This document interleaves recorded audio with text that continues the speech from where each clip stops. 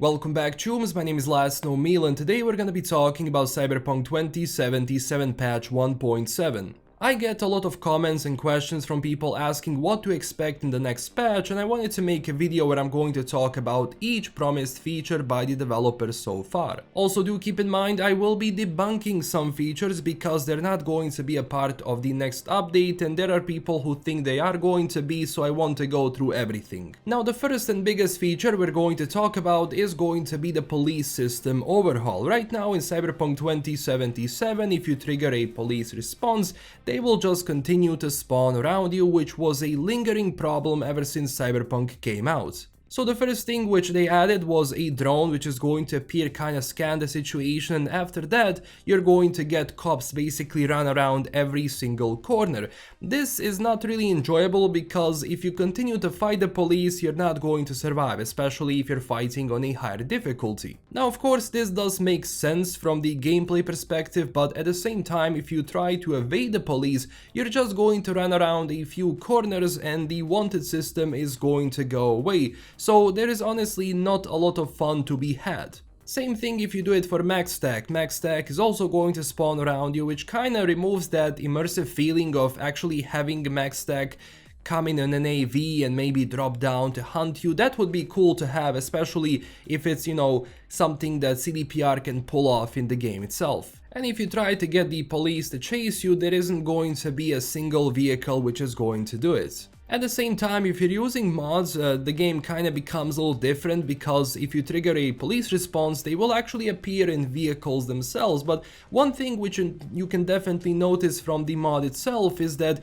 the AI is simply not there. So what CDPR is going to have to do in this thing is heavily change how AI works in this game, which by itself is going to be a very difficult task because when you're gonna be changing the AI to work in this environment, well, you're gonna need a few months to actually pull it off. That's why I don't believe that this patch is gonna be coming anytime soon. And also, if they do decide to go through the route of actually having police arrive in vehicles, it's gonna be interesting to see how it actually performs if you're in the middle of the city where the actual police vehicle cannot arrive. Will that mean that maybe they're going to park the vehicle, exit the vehicle and come after you? Or maybe the same concept of enemies spawning around you is going to stay the same? Well, that is yet to be seen. But of course, a much higher influence is something that I would like to see, is that max stack actually arrives in an AV and they do that cool landing and all of that, which again is probably going to be impossible to do, but we shall see if it happens. But max stack is definitely something that CDPR needs to think through to make it a lot more enjoyable and a lot more immersive. Next major feature change is also going to be a melee system in the game. Right now in Cyberpunk itself, if you have any melee weapon, that being a katana or a knife or a ripper blade or whatever, it kinda all attacks the same. Now at the end of the day, look, there is only so much you can do with melee in first person. There are games who obviously do it well, there are games who don't do that good of a job. When it comes to Cyberpunk 2077, I think that melee combat in this game is okay. It's not bad, but at the same time, it doesn't have that much variety, which makes it interesting in the long run. Right now, melee system in the game is okay, as I said. It can be fun, definitely, because on the animation side, there are some animations that you can use when you fight, especially how actually the knife works when you attack. This is like the first game where you actually see the knife attack in this way, or at least you don't have a lot of games do it that way, where most of the time it's going to be slash slash slash, but in Cyberpunk actually when you use a knife it's going to be slash, stab and so on, which makes animations, well, more realistic in that sense when you're fighting with that blade. And of course, if you do combine your melee skills with a good melee weapon, it's going to be fun to, slash down through enemies or cut them through. That's fun.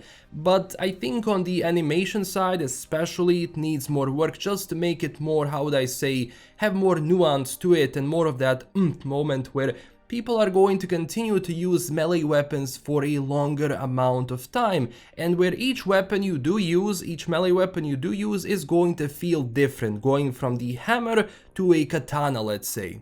So having this change in the game is definitely a welcome thing, because at least when it comes to ranged weapons like pistols, shotguns, rifles, On that part, I actually think CDPR pretty much nailed, gunfights in that sense, but when it comes to melee, again, it definitely needs more work just to have more depth to it and at the same time to be more enjoyable. Because this is ultimately going to be good for the game itself. If you have a melee system which works better or something which is very enjoyable with multiple weapons, this also makes people go and try the game in different builds and routes, which is nice. Next major feature Cyberpunk is going to get is gonna be shooting from vehicles. So right now in Cyberpunk 2077, shooting from vehicles is actually not a thing you can do. Going from the marketing materials when the game was coming out, people were assuming you're gonna be able to shoot from the vehicle itself.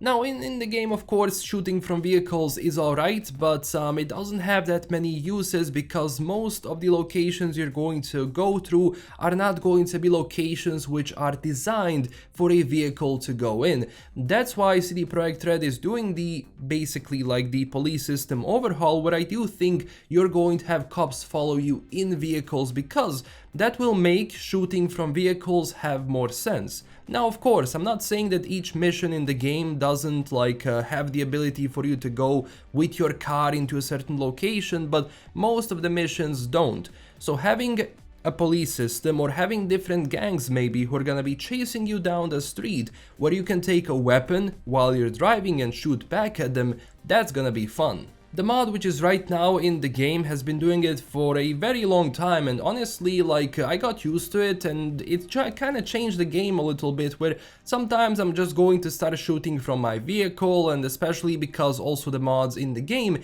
make you, have police chase you. Actually, it can be a lot of fun to just fire that way and just to change the pace of the game in general. And it's gonna be interesting to see how it actually behaves in the game itself, because mod-wise, mod is good. Sometimes it can be a little bit problematic if the camera starts, turning very fast around you when you're shooting and, turning the vehicle and so on. But if they manage to do it well, I think this is going to be an amazing addition to the game. Next thing, let's talk about the changes to the AI. So all of these things that CDPR has mentioned so far require an extensive change to NPC AI in Cyberpunk 2077.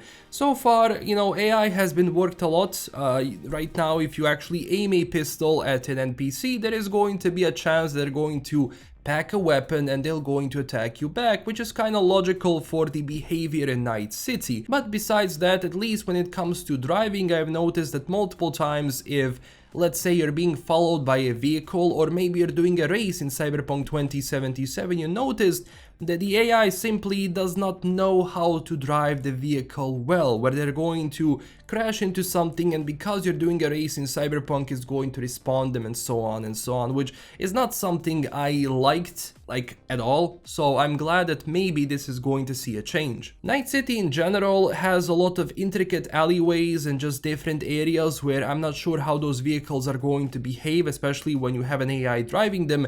So that's why these things are going to take a long time until they're being implemented, and that's why I don't think this patch is going to be coming until at least maybe February of 2023, because I think it's going to take them around 5 to 6 months to finish this. So far, when it comes to the pedestrian AI, there hasn't been any changes in that sense, and CDPR hasn't said anything about it. Maybe this is going to be good for pedestrian AI if the driving or police system AI is fixed, but that is yet to be seen. And also when it comes to New Game Plus, there has been a lot of people asking if this is true or not for the next patch. So Miles Tost, who is actually a developer working on Cyberpunk 2077, has explained why implementing a New Game Plus into Cyberpunk 2077 is different compared to the one in The Witcher 3. And all of the balancing issues in the game itself, how is it going to rely around quests and everything else, is actually problematic to figure out. So right now they're gonna be investigating to see if New Game Plus is going to be viable as an option in Cyberpunk 2077,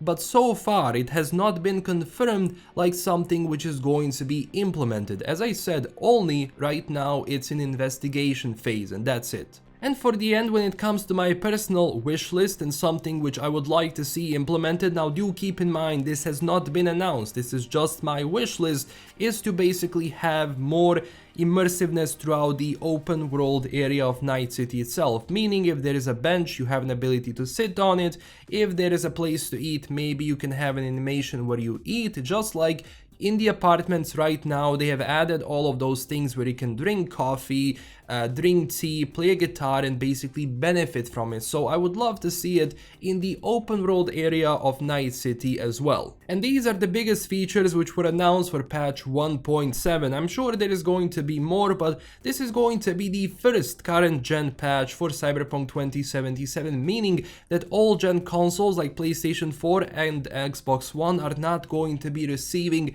this update, because sadly implementing this and actually have it stream for PlayStation 4 and Xbox One is simply not viable with this engine so far. And again, when it comes to the release date, this is not coming anytime soon. Do not expect for this update to drop even in 2022. Again, I'm being optimistic here, but I think that maybe we're gonna be getting this sometimes around, Q1 of 2023 if they decide to release an expansion during that time, which I do think that this patch is going to be relatively close to the expansion itself.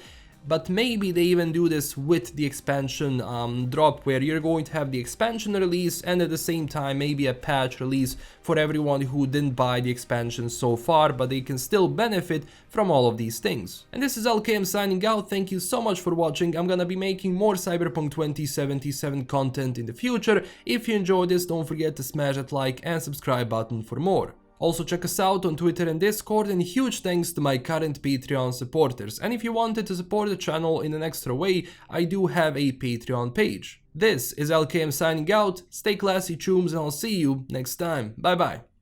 Even when you feel low, you can still go. Even when you feel slow, you can still go. Even when there's no hope, you can still go. I never answer to no, man, I still go.